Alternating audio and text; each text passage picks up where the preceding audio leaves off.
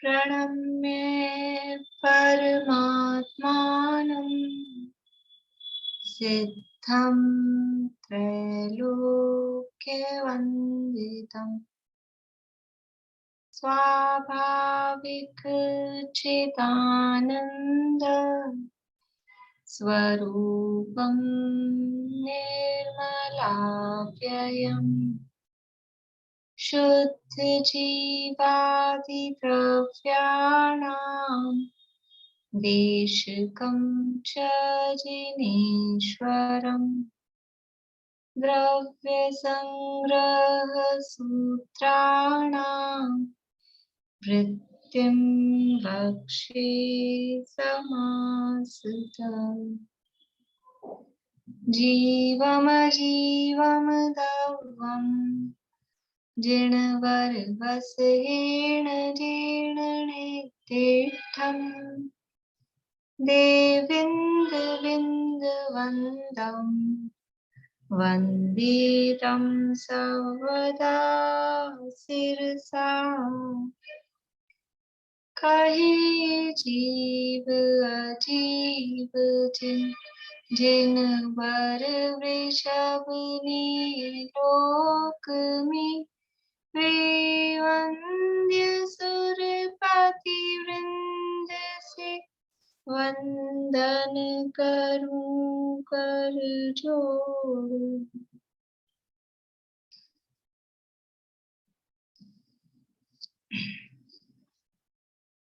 गाथा पाठ है ना, सीधा शुरू करें। पूछना है किसी को कुछ?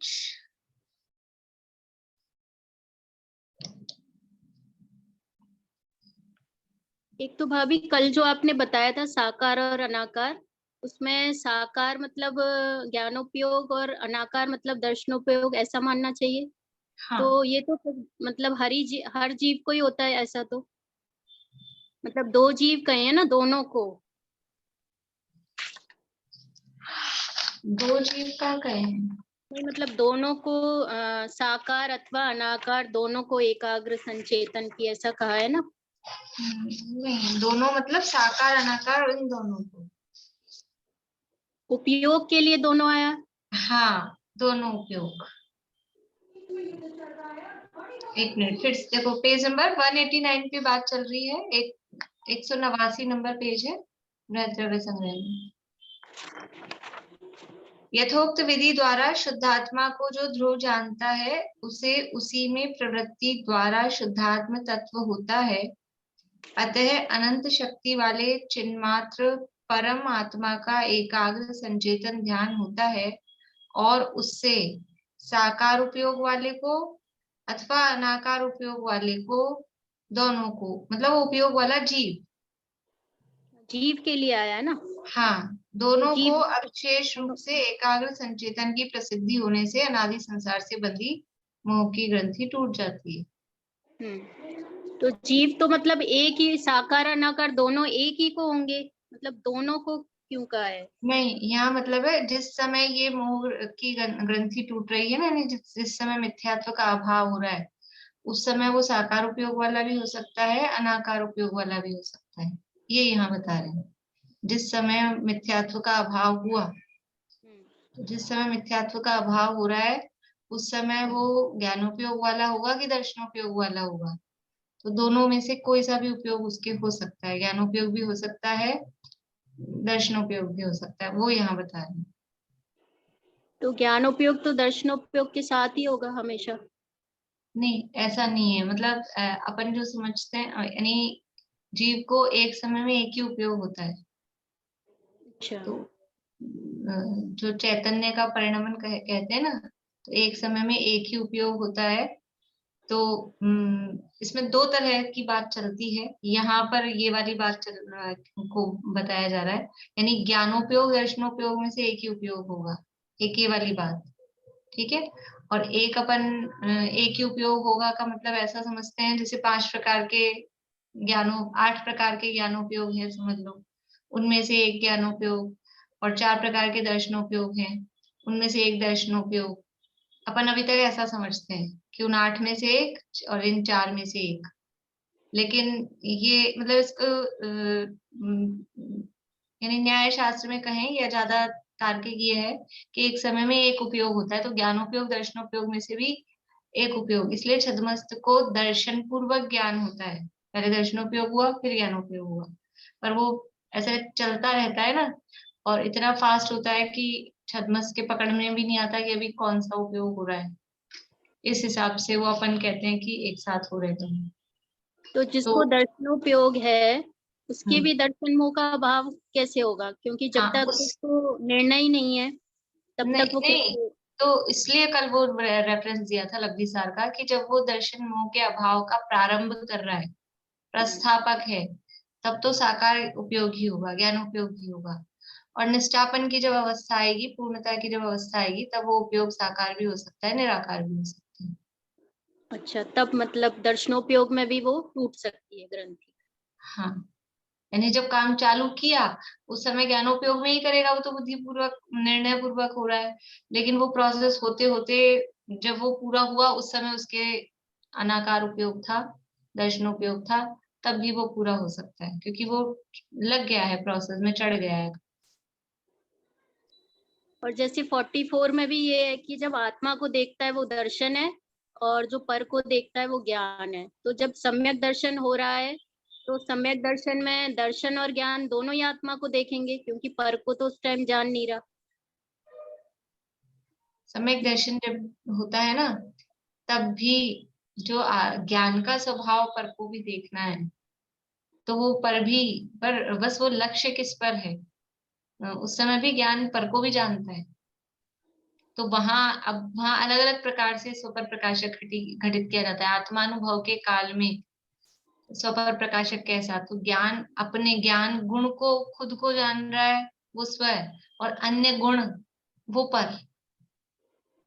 तो इस तरह से भी मतलब स्वपर प्रकाशक घटित करते हैं, पर वो ज्ञान का स्वभाव रहेगा ही स्वपर प्रकाशक पर। नहीं, मतलब ज्ञान गुण उस टाइम अपने को तो जानेगा ही ना, सम्यक दर्शन हो रहा है तो। और पर को किसको जान रहा है वो? कहा ना, अन्य गुण जानने में आ रहे हैं, अन्य वो गुण पर। आत्मा के ही। हाँ, आत्मा की, वो पर अच्छा। होगा। मतलब वहां स्व पर की परिभाषा बदल जाएगी, किसको पर बना रहे हैं हम अपन, वो परिभाषा बदल जाएगी। वैसे जान आत्मा को ही रहा है मतलब उस टाइम। हम्म और एक भाभी ये 586 पे जो मनुष्यनी वाला है ना, स्त्री वेदी वाला। 586। हाँ हाँ हाँ, तो इसमें भाव स्त्री वेदी लिखा है, तो मतलब ये द्रव्य से पुरुष है, हाँ मनुष्य हाँ, मनुष्य लिखा ना, भाव स्त्री वेदी मनुष्य मतलब पुरुष। पुरुष है। तो इसको मतलब जो क्षायिक सम्यक दर्शन होता है उसमें भाव स्त्री वेदी को हो सकता है वो क्षायिक वाला। हाँ तो ये मतलब जो देव से मनुष्य में जो आ रहा है वो नहीं होगा भाव त्रिवेदी। शायद क्षमिक या शायद जो देव से आ रहा है या नरक से आ रहा है वो भाव वाला नहीं हो सकता। वो तो कैसे होगा, जो पहले से सम्यक दृष्टि है, हम्म। वो तो फिर इस भाव स्त्री वेद भी नहीं होगा उसको। भाव। सम्यक दर्शन, यानी पिछले भाव में सम्यक दर्शन था देव में, हाँ। और हम्म। अब मनुष्य में आ रहा है, तो अब भाव वेद भी पुरुष ही होगा। पुरुष ही होगा। लेकिन हाँ भाव त्रिवेदी वाला शायु क्षमिक से शायिक बन सकता है। हाँ ठीक है। और एक ये जो नीचे है ना देवगति वाला। हाँ हाँ, इसमें जो वैमानिक में आपने लिखा है अपर्याप्त में क्षायु क्षमिक, और हाँ, ब्रैकेट में वो जो कृत कृत्य वेदक है, तो इसमें बिना कृत कृत्य वेदक वाला भी हो सकता है ना क्षायोपशमिक में अपर्याप्त वैमानिक में, जो मनुष्य से जाएगा देव में।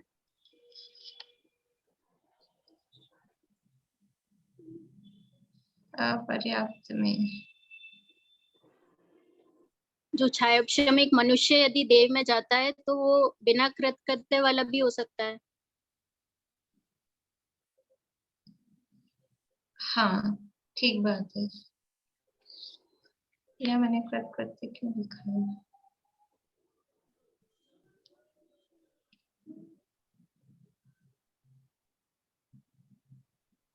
मतलब दोनों हो जाएंगे फिर इसमें ना।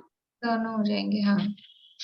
और इसको देख लेते हैं, दोनों हो जाएंगे। सामान्य जो शैक्षणिक है वो भी, और कृत्य वाला तो हो ही जाएगा, वो तो उसमें तो हाँ कोई दिक्कत ही नहीं है। ठीक है। और एक ये वीतराग सम्यक की अवस्था जो अपन बोलते हैं, मन वचन काया की गुप्ती रूप जिसका लक्षण है, तो जैसे सामान्य से कहें तो समिति में वीतराग सम्यक नहीं बनेगा, वो सराग सम्यक की अवस्था में बनेगी समितियां जो होती हैं मुनिराज की। हाँ, जो बाहरी समितियां मतलब क्रियात्मक प्रवृत्ति रूप है, वो सराग सम्यक की अवस्था आ जाएगी। और गुप्ती जो बनेगी वो वीतराग सम्यक की अवस्था में। हम्म।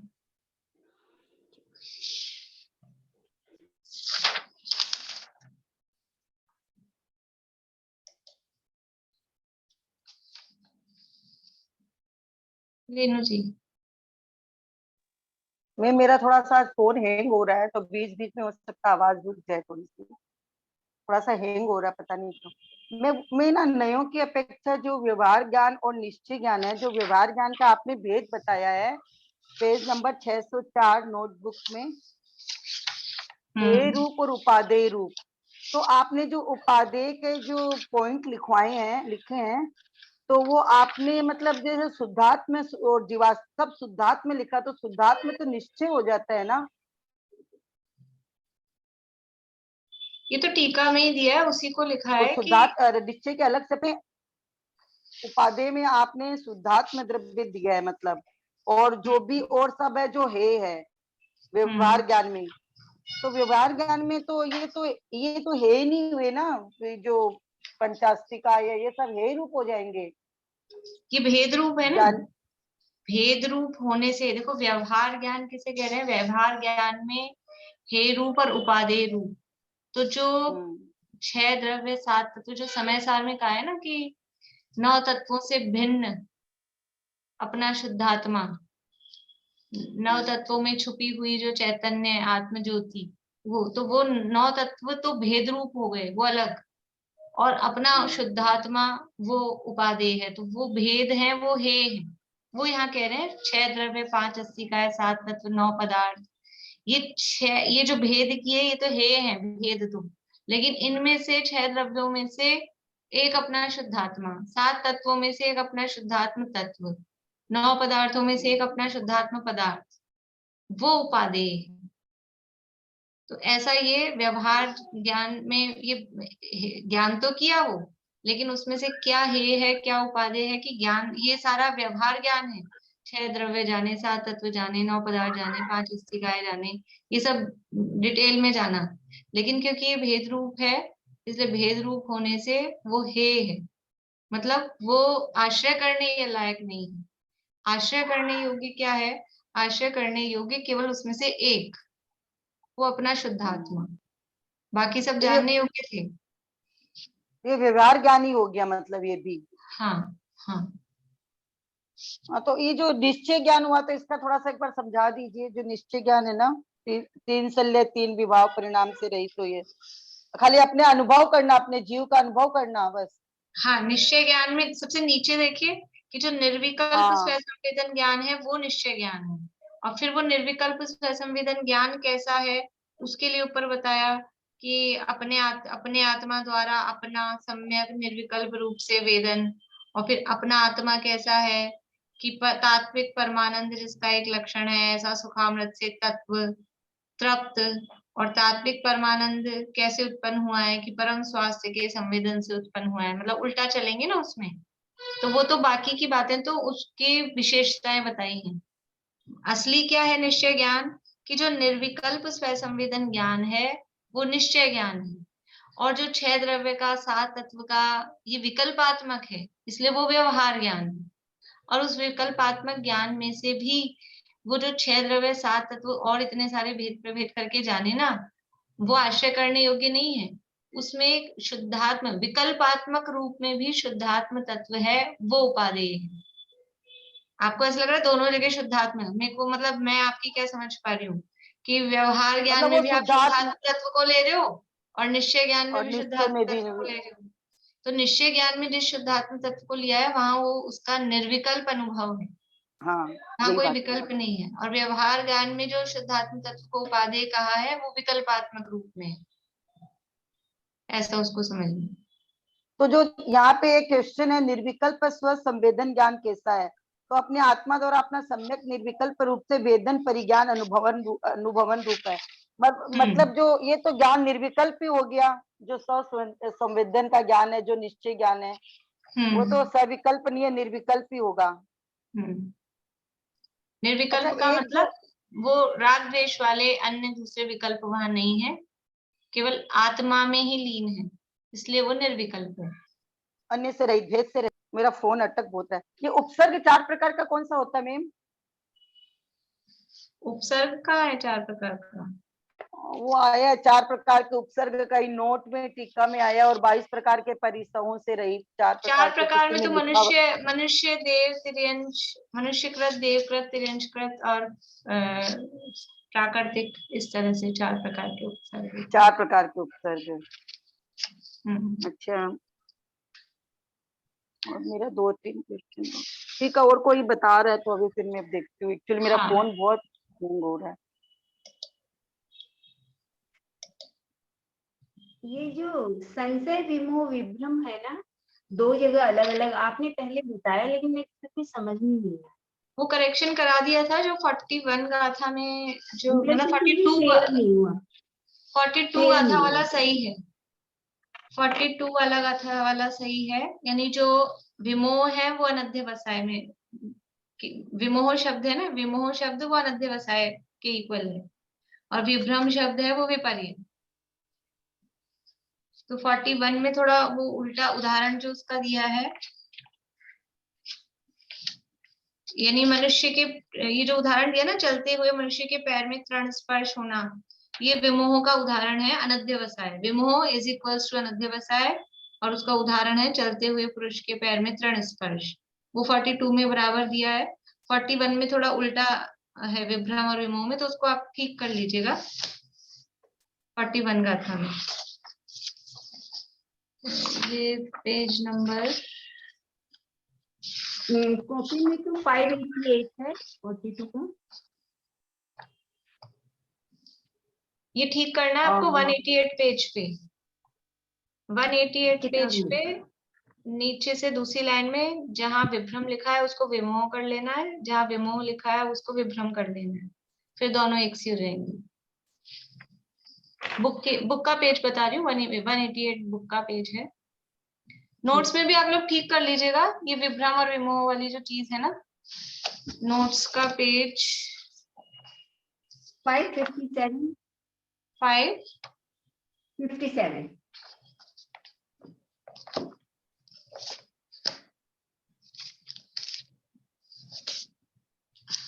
हाँ, ये 557 पेज पे भी नोट्स में भी ठीक कर लीजिएगा। जो 3 भेद किए हैं, संशय से रहित, और बीच में विभ्रम से रहित लिखा था उसको विमोह से रहित कर लीजिए, और लास्ट में विमोह लिखा था उसको विभ्रम कर लीजिए नोट्स में।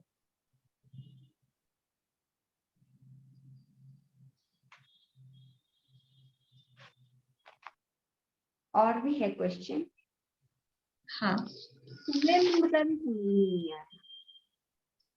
थोड़ी आपकी आवाज क्लियर नहीं आ रही, थोड़ा जोर से बोलिए।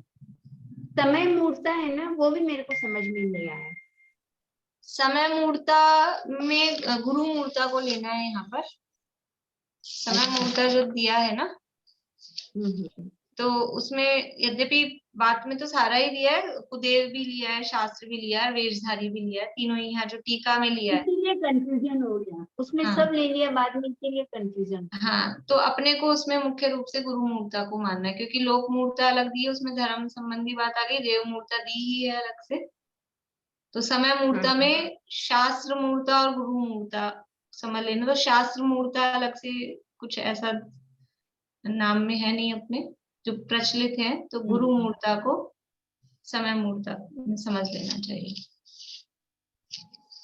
और एक ये मद और ऐश्वर्य है ना, ऐश्वर्य विज्ञान, इनके ये सब हो चुका है, आप एब्सेंट थे ना ये सारी बातें सुना, लेकिन फिर भी कंफ्यूज ही रही मैं। सुन ली मैंने रिकॉर्डिंग। वो समझ लेना, किसी को भी किसी में गर्भित करके ये 8 मत कहे हैं, अपने को जो भी जैसा में लग रहा हो, क्योंकि वो नाम अलग अलग मिलते हैं, छेड़ाला में अलग है, रत्नगन शाखाचार में अलग है, यहाँ भी अलग है। तो विज्ञान में हमने रिद्धि को और ऐश्वर्य में धन आदि को ऐसा गर्भित मान लिया है, इसलिए मैंने नोट्स में अलग से बस कहा है कि उसको गर्भित समझ लेना, अब जिसको जिसमें समझना हो, जिस भी रूप में जैसा लगता हो, उस तरह से उसको समझ लेना चाहिए।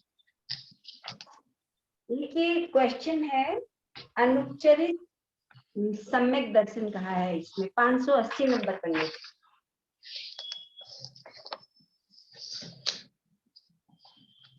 सराद सम्यक अर्थात भूमिका योग्य व्यवहार अर्थात शुभ राग के साथ का अनुपचरित सम्यक दर्शन।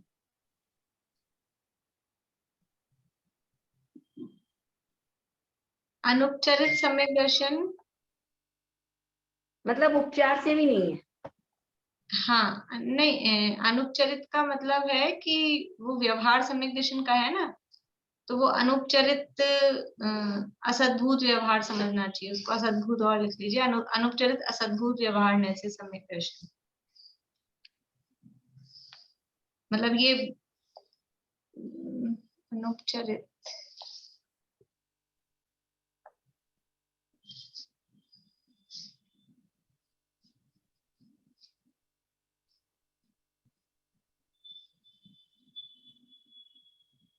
शुभ राग के साथ का, वो अनुपचरित इसलिए मतलब उसको अनुपचरित वैसा नहीं समझना वो शरीर आदि संबंधित, अनुपचरित का मतलब वो राग आदि जो भाव है ना, शुभ भाव है।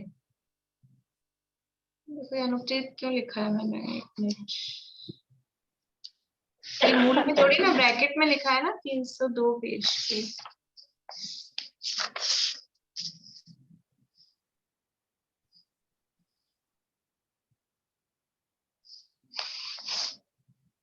ये नीचे दिया, फुटनोट में दिया है, भूमिका योग्य व्यवहार अर्थात शुभ राग के साथ का अनुपचरित सम्यक दर्शन, ये ठीक फुटनोट में दिया हुआ है।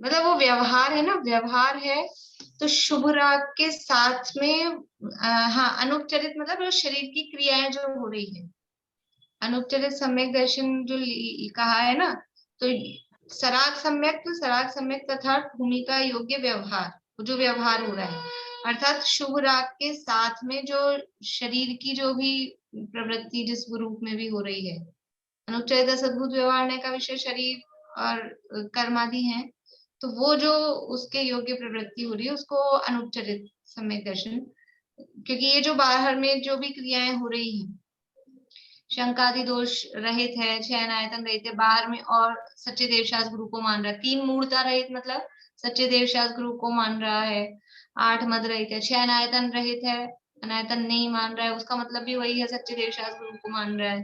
तो ये जो चीजें हैं उसको अनुपचरित के अंतर्गत लिया है, तो अनुपचरित असद्भुत व्यवहार ने समझना चाहिए उसको। ठीक है, थैंक यू।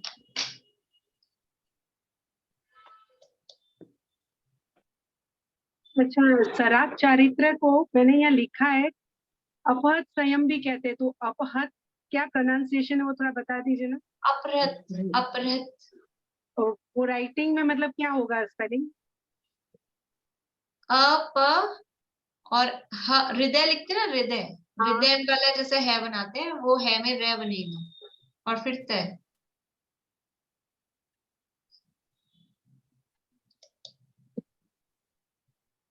216 पेज का नीचे वाला समझना नीचे से, और फिर 217 का भी थोड़ा सा समझ। 216 और 200, हाँ ये तो अपने को चलाना ही है, पहले वो शंकाएं चल जाए। बोलिए। पेज 638 पे है दर्शन प्रतिमा का।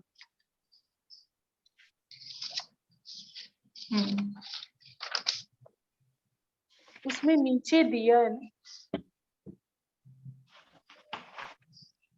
निर्दोष क्या सम्यक निर्दोष सम्यक दर्शन का धारी और निरतिचार सम्यक दर्शन सही। तो निर्दोष और निरतिचार में क्या फर्क हुआ यहाँ? एक ही। निर्दोष सम्यक दर्शन का धारी है, अष्ट मूल गुणों का अतिचार सहित पालन करता है, और ये निरतिचार सम्यक दर्शन सहित अतिचार रहित अष्टमूल। निर्दोष का मतलब है कि जो सम्यक के दोष, शंका, आकांक्षा आदि दोष हैं वो नहीं है, लेकिन सम्यक के जो अतिचार कुछ उसमें मूल गुणों में अतिचार लगते हैं। और ये जो है दर्शन प्रतिमा वाला, उसका सम्यक निर्दोष भी है और सम्यक में किसी भी तरह के अतिचार भी नहीं है। वैसे तो सामान्य शब्दों में तो निर्दोष और निरतिचार एक ही अर्थ में आता है।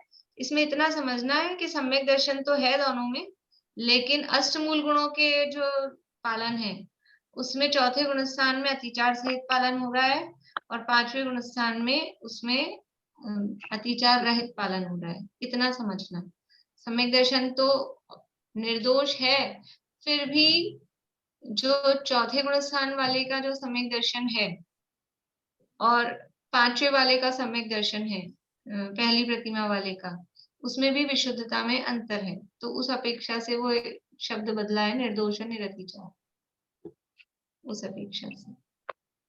स्थूल मतलब उसका स्थूल दोषों का त्याग रहता है, ये सूक्ष्म रूप से भी इसमें पूरा त्याग करता है। हाँ, मतलब कंपैरेटिवली चौथे गुणस्थान वर्ती का जैसा मतलब जो त्याग है उससे कुछ आगे है पांचवे वाले का, इतना उसमें अंतर आएगा।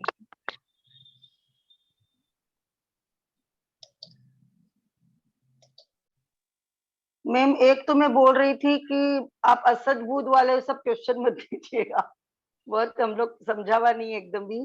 फिर भी व्यवहार चारित्र में आया है, निश्चय चारित्र के साधक व्यवहार चारित्र के दो भेद बताए आपने, उपचरित असदबुद्ध व्यवहार न से और अशुद्ध निश्चय न से। इसका मैं थोड़ा सा ये थोड़ा समझना था। पेज नंबर बोलिए। पेज नंबर 657 और एक और भी था, एक बार ये बता दी।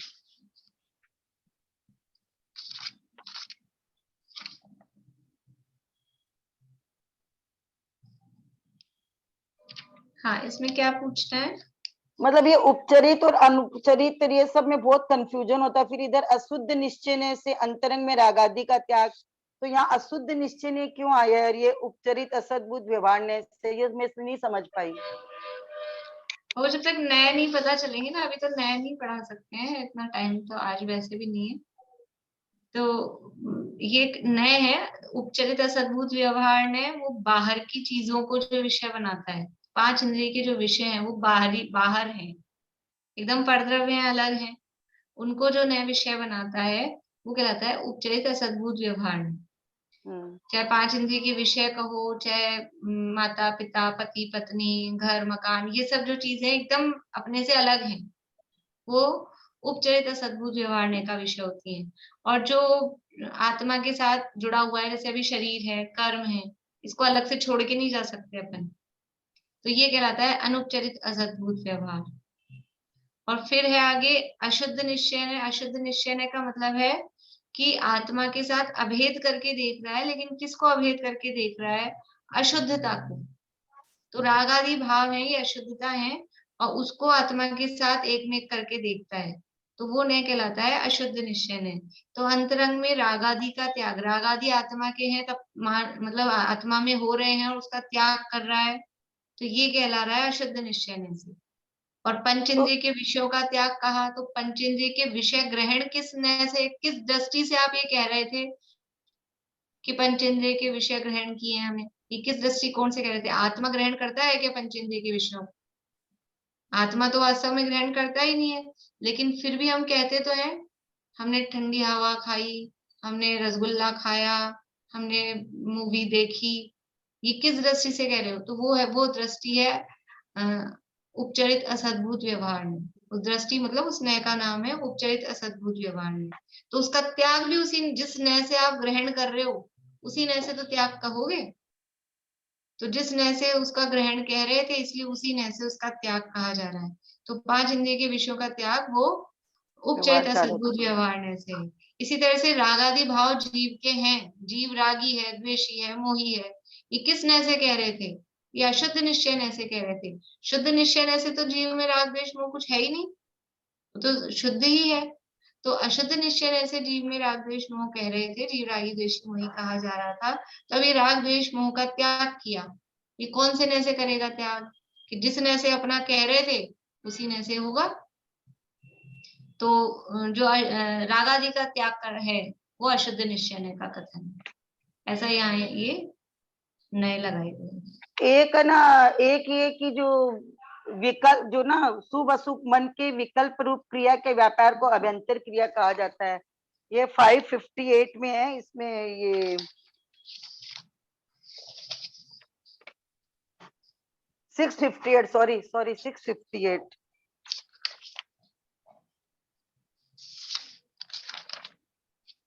ये बाकी जो 11 प्रतिमाओं की इतनी डिटेल जो नोट्स में है वो नहीं आएगी एग्जाम में कुछ भी। जितनी डिटेल दी है 11 प्रतिमाओं की वो नोट्स में नहीं आएगी, वो एग्जाम में नहीं आएगी। बोलिए क्या है इसमें? इसमें ना जो अभ्यंतर क्रिया है, जो शुभ अशुभ मन के विकल्प रूप क्रिया के व्यापार को अभ्यंतर क्रिया कहा जाता है। इन बाह्य अभ्यंतर क्रिया के निरोध पूर्वक स्वभाव की लीनता स्थिरता को चारित्र कहते हैं। ये थोड़ा सा और समझा दीजिए।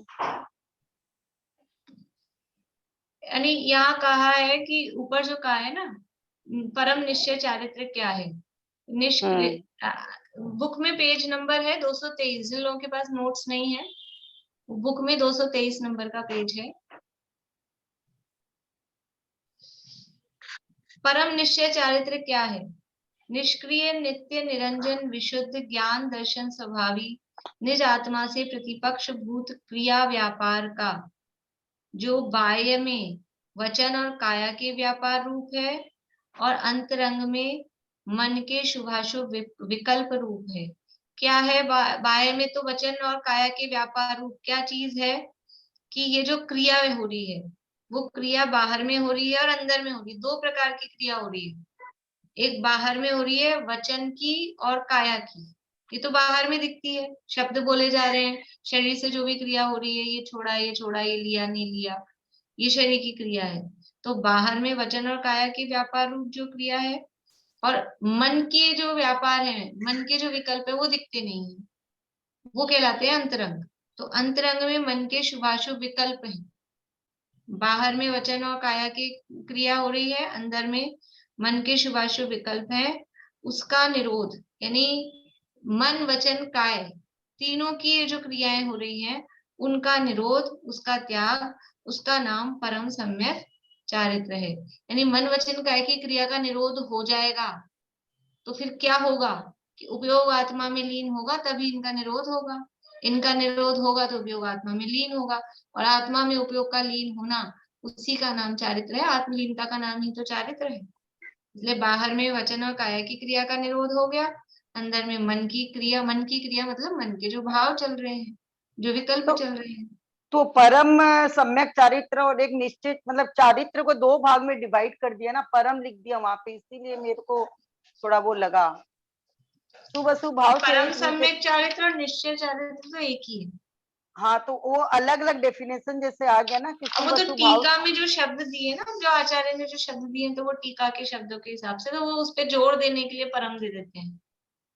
भाई वो निश्चय है लेकिन उसको और विशेष बताने के लिए उसको परम शब्द दे देते हैं। ठीक है।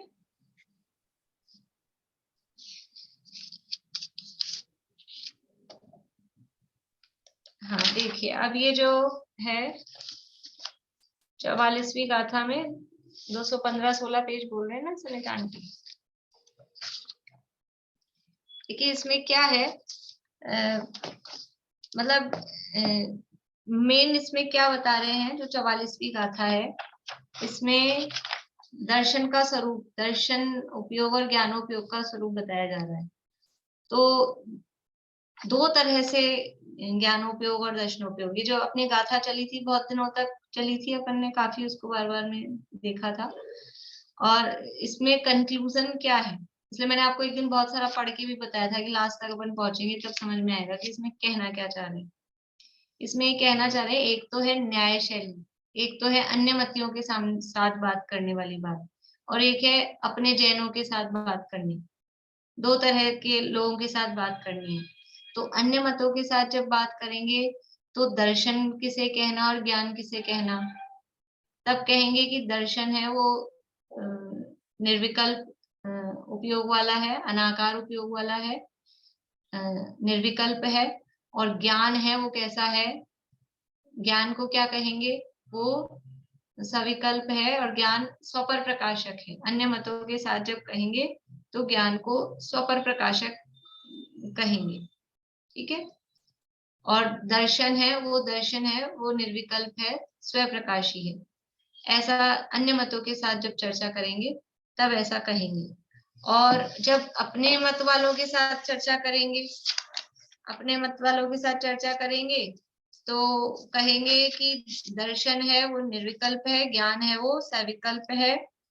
दर्शन मतलब सामान्य का आत्मा का ग्रहण, और ज्ञान मतलब पर का ग्रहण। जब जैनों, देखो आप नोट्स में देखिए 630 नंबर पेज, सबसे नीचे 630 नंबर पेज नोट्स में एक लिखा है तर्कशास्त्र और एक लिखा है सिद्धांत शास्त्र। तो तर्कशास्त्र में अन्यमति को समझाने का अभिप्राय है, और सिद्धांत शास्त्र में स्वमति मतलब अपने जैनों को समझाने का अभिप्राय है। तो तर्कशास्त्र में स्थूल कथन है, सिद्धांत शास्त्र में सूक्ष्म कथन है। तो तर्कशास्त्र में दर्शन का अर्थ क्या है, सामान्य का ग्रहण, और ज्ञान का अर्थ क्या है, विशेष का ग्रहण। और वो सामान्य और विशेष को निर्विकल्प और सविकल्प ये भी शब्द दिए हैं। मिला नहीं आप लोगों को 630 नंबर पेज नोट्स में? सामान्य को निर्विकल्प और विशेष को सविकल्प ऐसे शब्द भी वहां दिए हैं। तो वहां या फिर निराकार, अनाकार और साकार ऐसे शब्द भी दिए हैं। तो साकार का, सविकल्प का या विशेष का क्या अर्थ है? वो अर्थ है भेद करके जानना, निर्णय पूर्वक जानना। भेद का मतलब है निर्णय, ये है ऐसा निर्णय पूर्वक। और उस निर्णय में भी स्वपर रूप निर्णय वो मुख्य होता है। तो ये ऐसा निर्णय करके जानना, ये लक्षण दिया तर्क शास्त्र में, न्याय शास्त्र में वो ज्ञान का। और निर्णय बिना निर्णय के जानता है, सामान्य रूप से जानता है, वो लक्षण दिया दर्शन का। ये तर्क शास्त्र की, न्याय शास्त्र की बात हुई। और सिद्धांत शास्त्र में यानी जैनों को समझाने के लिए, अपने धर्म वालों को समझाने के लिए, दर्शन मतलब जो आत्मा को ग्रहण करे, जो आत्मा का अर्थ यहाँ आत्मा का अनुभव नहीं लेना है, आत्मा के ग्रहण का अर्थ, ये बात ध्यान रखनी है। आत्मा का ग्रहण मतलब आत्मा मतलब अपने आप, स्वयं, वो है आत्मा। आत्मा शब्द ऐसे भी कहते हैं ना, अपने, आत्मा मतलब अपना, मैं, उसको आत्मा बोलते हैं। तो ये दर्शन का मतलब है आत्मा का ग्रहण, मतलब जो स्वयं को ग्रहण करता है, स्वयं को विषय बनाता है, वो दर्शन। और ज्ञान मतलब जो पर को विषय बनाता है, वो ज्ञान है। तो इसमें मतलब जो आगे शंका भी उठाई है कि अगर आप ऐसा कहोगे कि दर्शन स्वयं को विषय बनाता है और ज्ञान पर को विषय बनाता है, तो फिर वो अधूरा जानने में आ जाएगा, पूरा जानने में नहीं आएगा। तो अच्छे जवाब दिए इसमें। मतलब मेरे हिसाब से ऐसे अब अगर अपन ने क्लास में सुना है तो जो पढ़ते हैं तो फिर पढ़ने के बाद समझ में आता है कि वास्तव में वो जो ये जो एक डायग्राम बना के दिया है ना इसमें, ये कि दर्शन ने आत्मा को ग्रहण किया, 628 पेज पे, दर्शन ने आत्मा को ग्रहण किया अपने को, तो वो अपने को उसने जाना, तो उसमें पूरा, खुद को पूरा जाना कि अधूरा जाना? वो आत्मा को पूरा जाना। उस आत्मा को जानने में वो ज्ञान गुण भी आएगा कि नहीं आएगा? वो भी जानने में आएगा। तो इसलिए वो दर्शन ने आत्मा को जाना, और आत्मा में ज्ञान गर्भित है, और ज्ञान का क्या स्वभाव है? ज्ञान का स्वभाव है पर को जानना। इस प्रकार दर्शन भी पर को जान लेगा कि नहीं जान लेगा? देखो दर्शन है, ये इसमें चित्र बनाया है,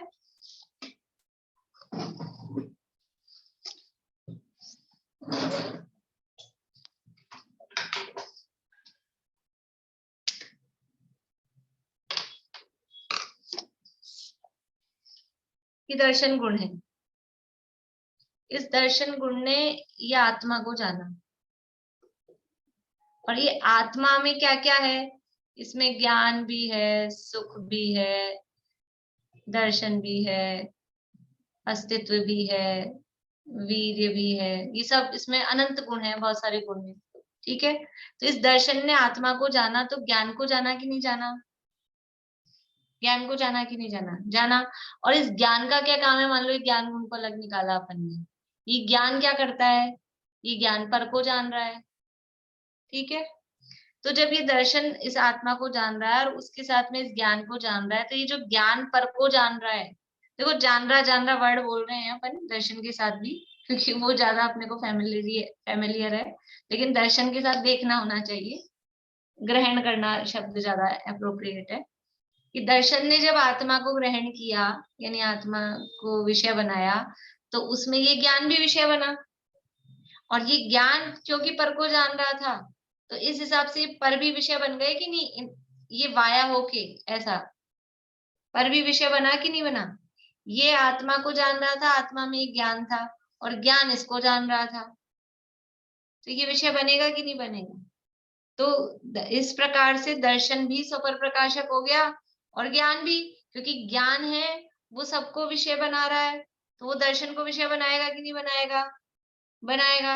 और दर्शन स्वयं को विषय बना रहा है, तो ज्ञान का विषय भी स्वयं भी हो गया, पर भी हो गया, दर्शन का विषय भी स्वयं भी और पर भी हो गया। बात यह है डायरेक्ट और वाया थ्रू, उतना सा अंतर उसमें दिख रहा है। इसलिए ज्ञान और दर्शन दोनों ही स्वपर प्रकाशक है वास्तव में, क्योंकि आत्मा स्वपर प्रकाशक है।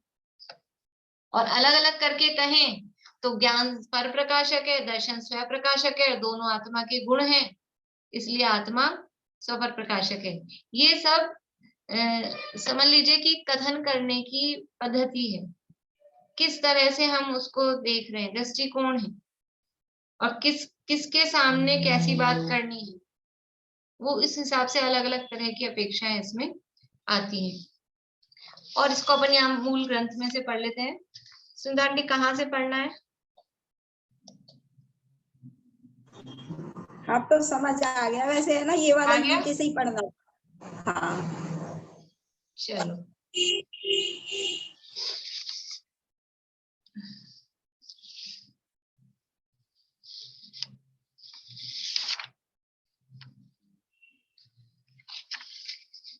मतलब इसमें क्या है एक्चुअल में, इसमें वो प्रश्न वैसे बन भी नहीं पा रहे हैं, इसमें डिस्क्रिप्शन वाले ही क्वेश्चन बन सकते हैं। ऐसे ऑब्जेक्टिव वाले प्रश्न में कैसे बनाया जाए प्रश्न, तो उतने मतलब उस क्वालिटी का प्रश्न भी नहीं बन पा रहा है कि जिससे विषय उसमें ग्रहण हो जाए पूरा। लेकिन आप लोगों को विषय समझ में आया कि नहीं? बस बात ये है एग्जाम में क्या प्रश्न आ पाएगा नहीं आ पाएगा, पर ये विषय आप लोगों को ख्याल में आया कि नहीं, ये भी एक बात है। दर्शन को तो साकार मतलब बोलते हैं ना, दर्शन में तो सामान्य प्रतिभास होता है, वो वाला दर्शन नहीं है कि यहाँ पर वही तो है दर्शन, वही तो है। तो दर्शन तो आप बोल रहे होता है प्रतिभास रूप नहीं, आत्मा को जान रहे हैं, ऐसा बोला आपने तो। और ज्ञान स्वपर प्रकाशक, तो ज्ञान तो स्व को भी जानेगा। वो तो मैंने बोला ना, जान रहा है शब्द तो अपन यूज ले रहे हैं, वो मतलब भाषा में आ गया था जानना। वो दर्शन सामान्य दर्शन प्रतिभास रूप। हाँ, तो और दर्शन का अर्थ क्या किया ना, दर्शन का अर्थ है सामान्य ग्रहण। देखो पेज नंबर 217 पे। वो तो ठीक है, और ज्ञान तो स्वपर प्रकाशक, दोनों को ही जानेगा ना, सिर्फ पर प्रकाशक क्यों? यहाँ पर कह रहे हैं सिद्धांत शास्त्र में ज्ञान को अकेला पर प्रकाशक, मगर और अभी तक तो दर्शन अपन ने ये पढ़ा है, अभी तक तो वो ये अलग पढ़ता है है ना। कि वो कितनी तो चर्चा की थी अपन ने, इसको मैंने नोट्स में भी लिखा है, वो नियम सार में आदि ग्रंथों में वहां पे वो विवक्षा है। वो तो यहाँ पर उलझाने ये वाली न्याय, बात हो गई। हाँ वो तो उलझने वाली बात हो गई कि कभी उधर पढ़ लिया अपन सपर प्रकाश इधर बोलते पर प्रकाश। उलझने वाली बात नहीं, उलझन जब होती है जब हमारा यानी क्लियर नहीं होता है विषय, ज्ञान अधूरा होता है तो उलझन होती है। हम कहीं उसको कुछ अच्छे से कहीं पढ़ें। कुछ। मैं आपको नोट्स के प्रिंट निकाल के दे दूंगी, आप नोट्स में पढ़ना, आपको समझ में आएगी। वैसे नहीं क्लास वो में तो बहुत चला था, हाँ वो लेकिन ठीक है लेकिन बस। फिर भी जब भी वो लिखित में रहता है ना तो उसको पढ़ने से क्लियरिटी आती है मेरे हिसाब से। और आप लोगों ने जिन्होंने पढ़े होंगे तो वो क्लियरिटी आई होगी उससे, नहीं क्योंकि वो सुना हुआ तो भूल जाते हैं अपन। नहीं, पर अभी तक तो अपन यही पढ़ते आए ना शुरू से। वो गलत हो गया क्या? गलत कहाँ है, अपेक्षा है। वो उस प्रकरण में वो है, इस प्रकरण में ये है। गलत कहाँ है? ये तो अब क्लास चली थी जब अपन ने, तब भी ये बात तो आई थी, तो डिस्कस किया था। गलत नहीं है पर ये। मूल एक सिद्धांत में तो न्याय अपन। शैली है, एक सिद्धांत शैली है, एक अध्यात्म शैली है, 3 शैलियां हैं। तो वो जो अपनी जो चलती है, अपन हमेशा अध्यात्म में ही रहते हैं। अपन अध्यात्म ही पढ़ते, अध्यात्म ही सुनते, अध्यात्म ही खाते हैं, अध्यात्म ही वही करते हैं अपन इधर। ये कभी सुना नहीं ना, इसलिए अपने को अलग लग रहा है। हाँ तो वही मैं बोल रही ना कि अपन तो सपर प्रकाशक हाँ, करते आए तो आज तक। ये एक अलग, इसमें अलग मतलब ऐसा कोई नया अलग अलग उन्होंने शैली है उत्पन्न मतलब, नहीं ठीक किया, है। लेकिन ये न्याय शैली का ग्रंथ है ना। ये हम्म। जो भी न्याय पढ़ता है और न्याय का विशेषज्ञ, वो तो इसी बात को कहेगा ज्यादा। वो तो क्या है कि उस समय समझ लीजिए, पहले तो यही प्रचलन में था, या तो कर्णानुयोग चलता था या न्याय चलता था। पंडितों में, विद्वानों में न्याय चलता था, न्याय तीर्थ वगैरह ये होते थे ना, तो ये विषय मुख्य था।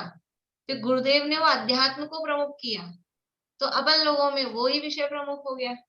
अपन इसको समझ लीजिए जाने भूले क्या, समझे ही नहीं, जाने ही नहीं कि ये भी है। वही अलग अलग समझ में आता है ना, फिर ये ऐसा, अलग इधर बता रहा इधर अलग। इसलिए उलझन नहीं है हम्म। प्रकरण के हिसाब से कि उस प्रकरण में वो कथन है, इस प्रकरण में ये कथन है। मैं भी थोड़ा उलझी हुई हूँ। जैसे प्रीति जी ने जो क्वेश्चन किया था कि मतलब जो ज्ञान है, जो दर्शन है, वो आत्मा को जानता है, और जो ज्ञान है वो भी स्व आत्मा को ही जान रहा है। जो ज्ञान है वो भी आत्मा को ही जान रहा है। मतलब पर मतलब अपनी आत्मा के जो अन्य गुण है उनको जान रहा है। मैंने ये समझा। देखो एक बात और, जब ये प्रकरण, अभी ये जो प्रकरण चल रहा है ना, ये प्रकरण आत्मानुभव वाला, जो अध्यात्म में जब प्रकरण चलता है स्वपर प्रकाशक का या जो भी है, वो आत्मानुभव के संबंध में चलता है। यहाँ ये प्रकरण चल रहा है, ये आत्मानुभव के संबंध में नहीं चल रहा है। यहाँ ज्ञान का और दर्शन का सामान्य मतलब जनरल स्वरूप बताया जा रहा है। तो तो जो पर प्रकाशक, आत्मानुभव के काल में कुछ विशेष बात होगी, वो अलग है। लेकिन इन जनरल ज्ञान का क्या स्वरूप है? इन जनरल ज्ञान का स्वरूप है वो, न्याय की भाषा में कहेंगे तो वो सविकल्प है। न्याय की भाषा में ज्ञान कैसा है? सविकल्प है। और हम आत्मानुभव की दशा में बात करेंगे तो ज्ञान कैसा है? निर्विकल्प है। निर्विकल्प है। तो वही तो। वो एक अलग है। इधर ही न्याय की भाषा में या इधर जनरल में कहेंगे ज्ञान का स्वरूप कैसा है, ज्ञान कैसा है, तो कहेंगे ज्ञान पर प्रकाशी। आत्मानुभव वाला जो टाइम है उसकी बात अलग है, वो एक स्पेशल केस है समझ लो। लेकिन सामान्य रूप से देखेंगे ज्ञान, आत्मानुभव के काल को छोड़ दिया, तो फिर ज्ञान का क्या स्वरूप कहा जाएगा? कि वो साकार है, वो सपर प्रकाशी है। तो वो अन्य पदार्थों को जानेगा ना ज्ञान, जो अपने मतलब आत्मा के अलावा अन्य पदार्थ जो संसार की चीजें हैं उनको भी तो मतलब साकार रूप में देख रहे हैं ना, पहचान रहे हैं। वही ज्ञान यहाँ माना जाएगा डेफिनेशन के हिसाब से। हाँ। और उसका प्रतिभास या जो ज्ञान के पूर्व जो हम लोग जो मतलब प्रयत्न करते हैं वो हो गया दर्शन। अभी आत्मावलोकन के अलावा जो ज्ञान और दर्शन की परिभाषा है वो यही हो गई ना। मतलब इनमें क्या है कि अभी तो ये ऐसा है, और आगे देखेंगे तो जब और अध्यात्म की गहराई में जाएंगे तो कहेंगे ज्ञान पर को जानता ही नहीं है, वो तो अपने को ही जान रहा है उसी का। वो विषय अलग है, ये विषय अलग है। यहाँ मतलब उसका ज्ञान और दर्शन का स्वरूप बताया जा रहा है, मतलब उसका क्या नेचर है, किस तरह से वो काम करते हैं, यहाँ वो बात चल रही है। और अध्यात्म में है वो अनुभव की मुख्यता रहती है, तो वहां उस तरह से बात चलती है। तो प्रकरण के हिसाब से वो फर्क पड़ता है, जो डिस्क्रिप्शन आता है वो भी उस हिसाब से अंतर पड़ता है उसमें।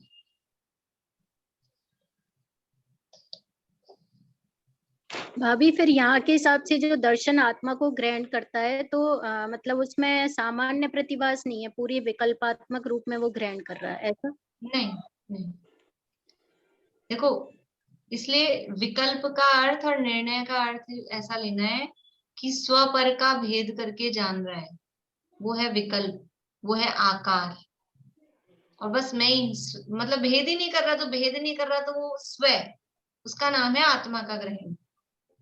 मतलब इसको क्या है कि मेरे को भी समझने में और पचने में, और अभी भी जो भाव, मतलब ये भाव भाषित होगा, ये मैं नहीं शब्दों में बता पा रही हूँ उस चीज को, पर कुछ लोग पकड़ पाएंगे और पकड़ रहे हैं, ऐसा मुझे लगता है कि मतलब साकार का सविकल्प का अर्थ है निर्णय पूर्वक जानना, और वो निर्णय किस रूप में होता है, वो निर्णय अपन जो कहते हैं ना ये घट है पट है, ये तो स्थूल उदाहरण है, वो निर्णय वास्तव में स्वपर के निर्णय को निर्णय कहा है।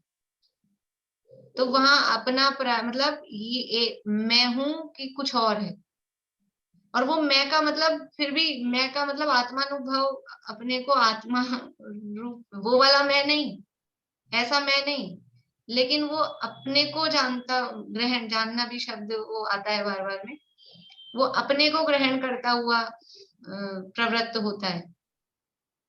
उसके लिए प्रकाश शब्द सही है, अपने को प्रकाशित करता हुआ। जैसे ट्यूबलाइट का उदाहरण दिया था ना कल, कि वो ट्यूबलाइट जल रही है तो वो खुद स्वयं को प्रकाशित कर रही है कि नहीं कर रही है। ऐसे ही दर्शन जो है, आत्मा का ग्रहण को दर्शन कहा, मतलब बस वो कुछ भेद नहीं करता है, बस वो जो भी सबको है अपन, इसीलिए वहां क्योंकि इस आत्मा शब्द से अपने को वो आत्मा दिखती है, अपनी आत्मा दिखती है ऐसा, लेकिन सत्ता मात्र का अवलोकन की बस वो है, और है में वो ये मैं हूं कि ये पर है, ऐसा कुछ भेद नहीं होता, इसलिए वो उसको आत्मा का ग्रहण कहा। आत्मा का ग्रहण मतलब सामान्य ग्रहण का अर्थ आत्मा का ग्रहण। तो आत्मा का अर्थ यहाँ आप लोग ऐसा लिख सकते हैं समझने के लिए, आत्मा का ग्रहण का मतलब आत्मा का अनुभव नहीं है, फिर तो सब आत्मा का अनुभव, सभी अनुभवी हो गए, दर्शन तो हो ही रहा है सबको। लेकिन जो वहां उससे आप समझ सकते हैं, वो जो सिद्ध पूजन में कहा है, अरे आबाल सभी गोपाल सुलभ सबको चिन्ह में अभिराम। आबाल गोपाल सबको, आबाल गोपाल मतलब सबको, मिथ्या दृष्टि हो कोई भी हो, सबको आत्मा जानने में आ रहा है। और वो जानने की भी जगह वहां अनुभव शब्द भी बोलते हैं, आत्मा अनुभव में आ रहा है, लेकिन फिर आ रहा है क्या अनुभव में, कि वो वैसा वाला अनुभव में नहीं आ रहा जिसे हम सम्यक दर्शन रूप अनुभव कहते हैं, लेकिन आत्मा तो आ रहा है जानने में, लेकिन फिर भी नहीं पकड़ पा रहे उसको। तो वो कैसे जानने में आ रहा है, कि वो इस रूप में जानने में आ रहा है। आपने एक शब्द दिया था अस्तित्व का ग्रहण, हाँ नोट्स में अस्तित्व का हाँ। ग्रहण, उससे ना ये भाव आ रहा है जो आप बोल रहे हो ना, कि अपने अस्तित्व को ग्रहण करते हैं। अस्तित्व सत्ता मात्र का ग्रहण है ना, तो सत मतलब अस्तित्व, वो अस्तित्व का ग्रहण।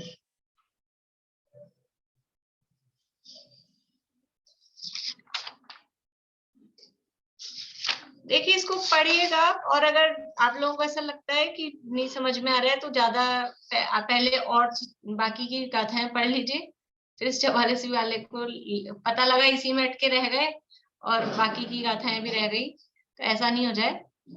तो जिनको ऐसा लग रहा है कि हमको कंफ्यूजन हो रहा है, हम मतलब समझ नहीं पा रहे, तो पहले और गाथाएं तो पढ़ लें, बाकी में तो इतनी कोई कंट्रोवर्सी है नहीं, और फिर इसको पढ़ें जरूर, समझने की कोशिश भी करें, लेकिन बाद में जितना भी समय आपके पास बचता है उस हिसाब से पढ़ लें।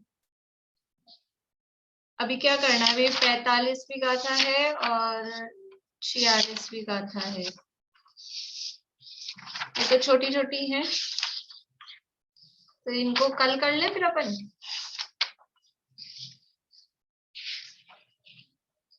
अभी और किसी को कुछ शंकाएं हैं, कुछ और पूछना हो?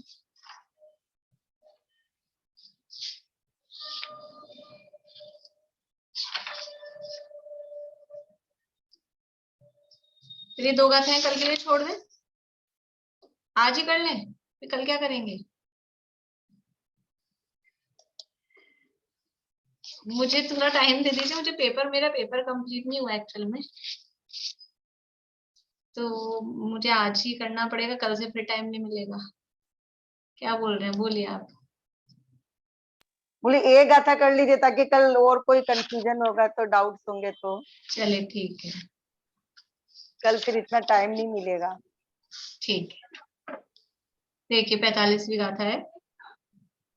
असुहादो विणवित्ति सुहे पवित्ति यजान चारित्रम वद समिति गुत्तिरुवम व्यवहारणया दुजिण गणियम।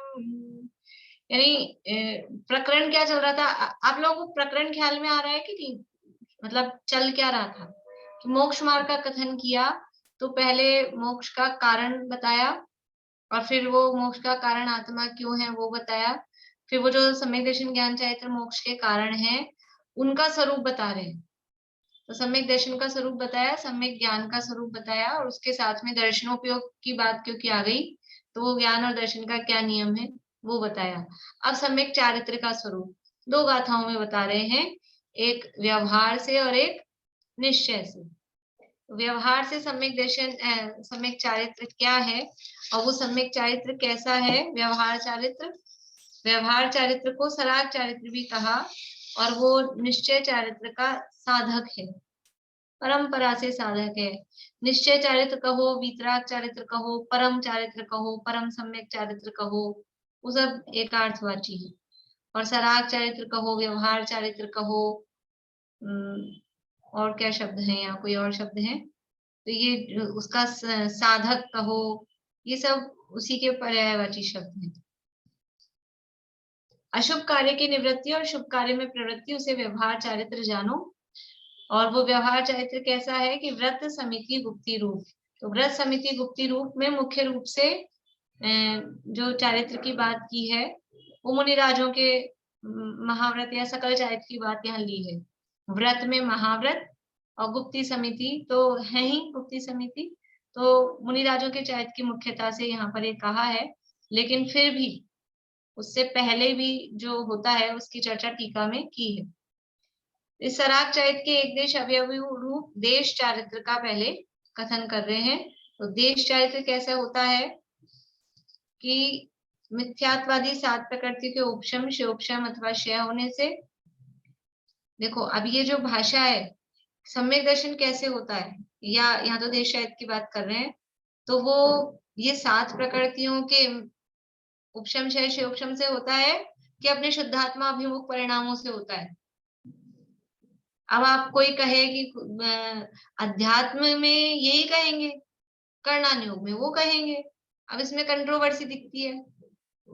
इसमें नहीं दिखती है क्योंकि ये तो अपन ने सुने पढ़े हैं, पर वो न्याय भाषा से अपन परिचित नहीं है ना। एक ही बात को कहने के बताने के अलग अलग तरीके हैं, अलग अलग अपेक्षाएं हैं। तो जब कर्णान योग की भाषा देखी जाएगी तो कहेंगे 7 प्रकृतियों के उपशम क्षय उपशम से सम्यक दर्शन होता है। और अध्यात्म में कहेंगे, जैसे कल अपन ने कर्मों की परिभाषा देखी, तो जब यह जीव खुद अपनी ज्ञान शक्ति को व्यक्त नहीं करता है तब वो उसके ज्ञान गुण के घात में जिस कर्म का उदय निमित्त होता है, कि ये कहां से परिभाषा लाए, अभी तक तो ये कि जो ज्ञान को घाते वो ज्ञानावरण, जो दर्शन को घाते वो दर्शनावरण, ये अध्यात्म की परिभाषा है। और कर्णान योग के शास्त्रों में सीधी सीधी परिभाषा वही मिलेगी, ज्ञान पर आवरण डालने वाला कर्म ज्ञानावरण है।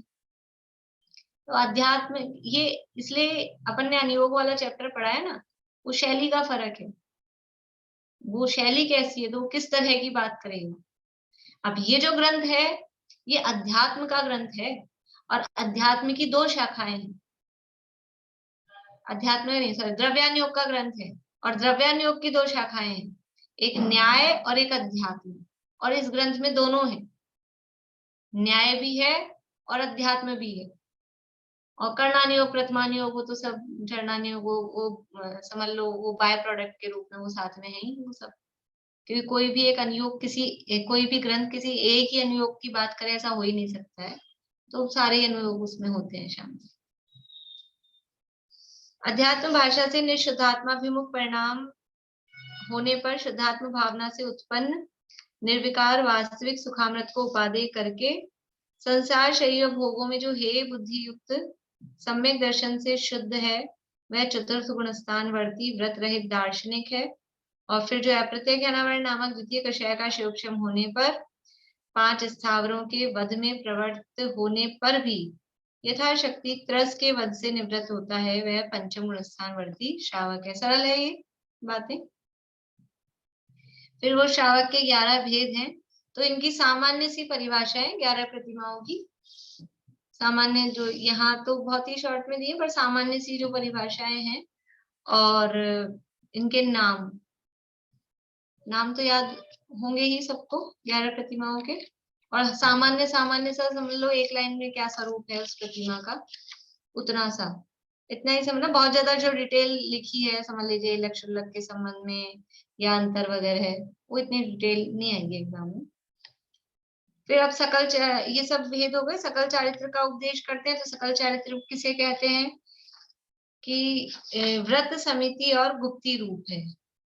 व्रत समिति गुप्ती रूप है वो सकल चारित्र है। तो व्रत किसे कहा वो यहाँ पर बता रहे हैं। प्रत्याख्यानावरण नामक तीसरे कषाय का शिरोपशम होने पर अशुभोपयोग से निवृत्ति और उससे विपरीत शुभोपयोग में प्रवृत्ति, उसे चारित्र जानो। ये कौन से चारित्र की बात चल रही है? व्यवहार चारित्र। व्यवहार चारित्र को 3 तरह से बताया है। एक तो जो व्रत रहित है उसको भी, व्रत रहित जो है उसको चारित्र है क्या कि उसको बाहर में दिखने वाला चारित्र नहीं है, लेकिन अंदर आत्मलीनता रूप, और बाहर में भी व्रत रहित है, अविरति है, लेकिन फिर भी कुछ ना कुछ उसके जीवन में अनर्गल प्रवृत्ति नहीं होती है। तो जो भी कुछ उसके जीवन में है उस रूप से उसके चारित्र बाहर में, यद्यपि उसको कहते नहीं है, लेकिन सर्वथा ही अभाव हो ऐसा नहीं होता है। सम्यक चारित्र तो उसके होता ही है। तो ये देश चारित्र वास्तव में 5वें गुण स्थान से है और सकल चारित्र 6ठे-7वें गुण स्थान से सकल चारित्र होता है। और वो सकल चारित्र है वो अशुभोपयोग से निवृत्ति और शुभोपयोग में प्रवृत्ति। व्यवहार चारित्र का मूल लक्षण क्या है? अशुभ से निवृत्ति और शुभ में प्रवृत्ति। तो अशुभ यानी पाप से निवृत्त हुए। पंचम गुण स्थान में कौन से पाप से निवृत्त हुए? कि त्रस की हिंसा से निवृत्ति हुई, यथा योग्य पंचेंद्रिय के विषयों से निवृत्त हुए, ये अशुभ से निवृत्ति हुई।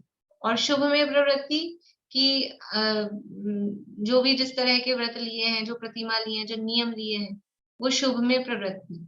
6ठे-7वें गुण स्थान में त्रस स्थावर दोनों प्रकार की हिंसा से, संपूर्ण असंयम से, पापों से निवृत्ति हुई, और इधर गुप्ती समिति आदि क्रियाओं में प्रवृत्ति हुई। तो यह शुभ से निवृत्ति और शुभ में प्रवृत्ति। तो इस तरह से ये अशुभोपयोग से निवृत्ति और उससे विपरीत शुभोपयोग में प्रवृत्ति वो चारित्र है। और ये यहाँ पे शास्त्रों के नाम दिए। चरणान्यों के शास्त्रों में कहे अनुसार 5 महाव्रत, 5 समिति, 3 गुप्ती रूप है। तो भी अपहृत संयम नामक शुभोपयोग लक्षण युक्त सराग चारित्र। देखो अपहृत संयम किसे कहते हैं, किसको कहा है? अपहृत संयम इज इक्वल्स टू सराग चारित्र इज इक्वल्स टू व्यवहार चारित्र इज इक्वल्स टू निश्चय चारित्र का साधक, जो भी शब्द दो। तो अपहृत संयम क्यों कहा है इसको? कि जो संयम का अपहरण कर लेता है। वास्तविक संयम क्या है? निश्चय से संयम क्या था? निश्चय से संयम तो अपनी आत्मलीनता रूप था। और ये क्या है? ये प्रवृत्ति रूप है, शुभोपयोग रूप है। तो इसने उस निश्चय संयम का अपहरण कर लिया, इसलिए इसको बोलते हैं अपहृत संयम। समझ में आ रहा है बात? तो अपहृत संयम ये व्यवहार चारित्र का ही समझ लीजिए पर्यायवाची रूप शब्द है, उसी को इंडिकेट करने वाला, उसी को बताने वाला शब्द है। अपहृत संयम नामक शुभोपयोग लक्षण, उसका लक्षण क्या है अपहृत संयम का? शुभोपयोग लक्षण युक्त सराग चारित्र।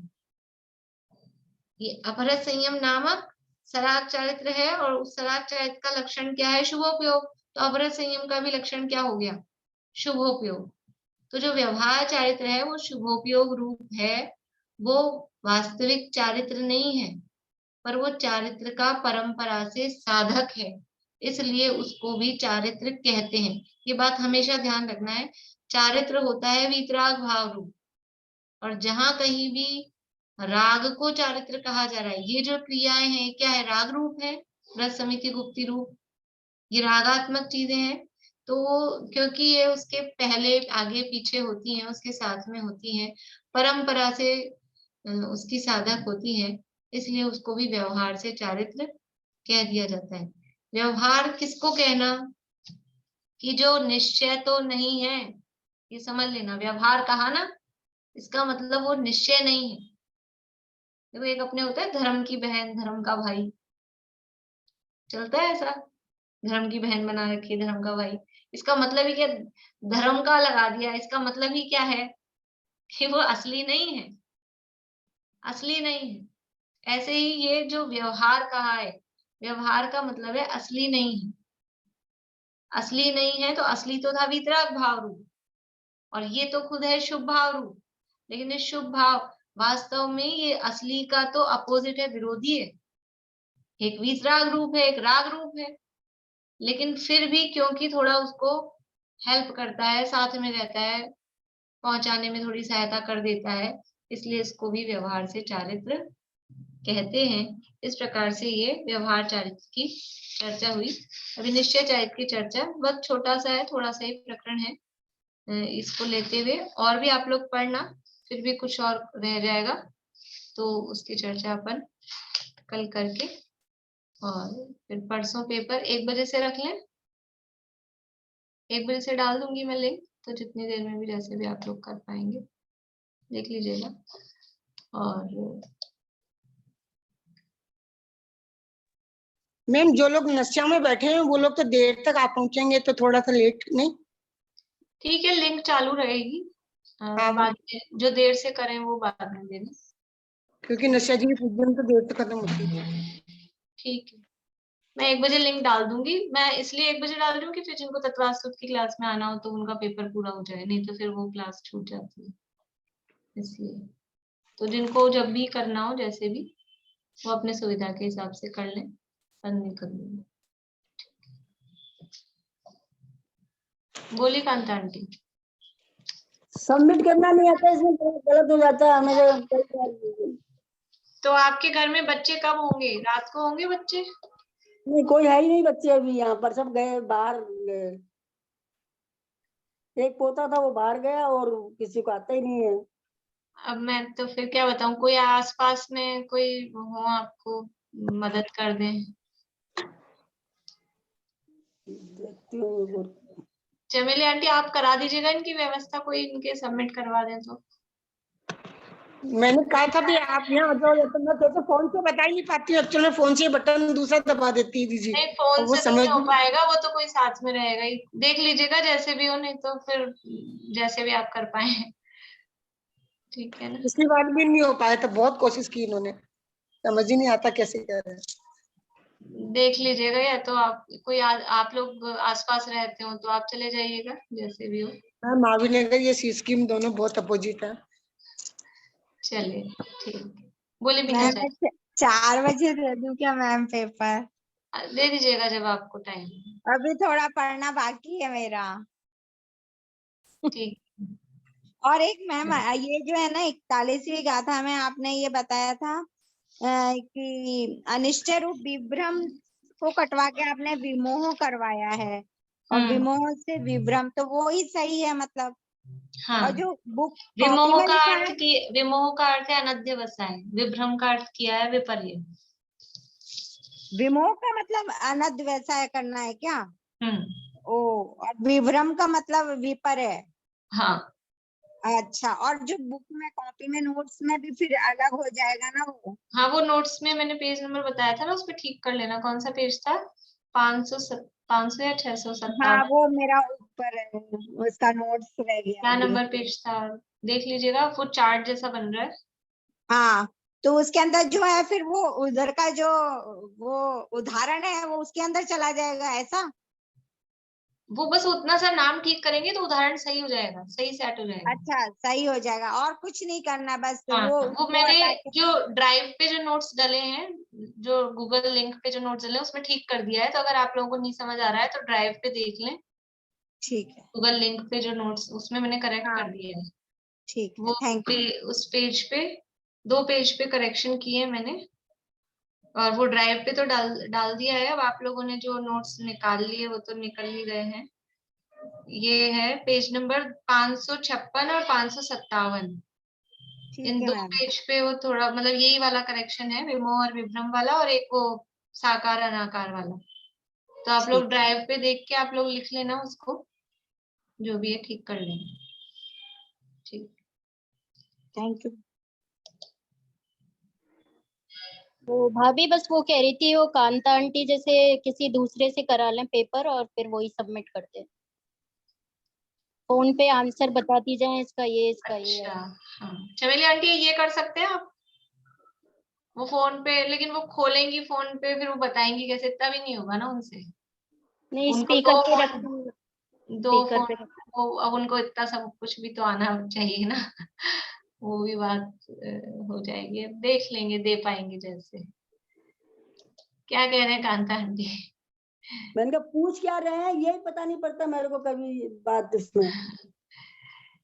देखिएगा, या तो आप जैसे भी हो पाए, नहीं तो कोई बात नहीं। फिर जब कभी आपके कोई अगर 1-2 दिन में कोई आ जाए तो 1-2 दिन बाद दे दीजिएगा, अगर ऐसा आपको कोई होता है कि सामने कोई है। रहता है लेकिन वो सामने एक जना रहता है वैसे, लेकिन वो मिलते नहीं है वो स्टैम्प पर। कई बार मैं एक बार पिछली बार भी गई थी उनके, पर मिले नहीं वो। चलिए कोई बात नहीं, ठीक। जिनवाणी स्तुति करते हैं।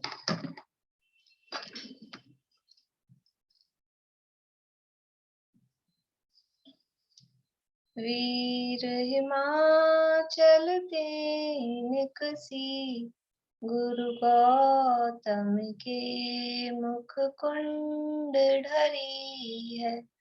मोह महाचल भेद चली, जग की जड़ता तप दूर करी है।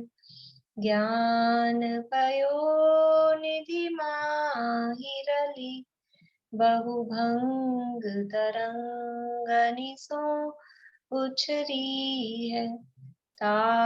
शुचि शारद गंग नदी, प्रतिमय अंजलि कर शीश धरी है। मैं अंजलि कर शीश धरी है।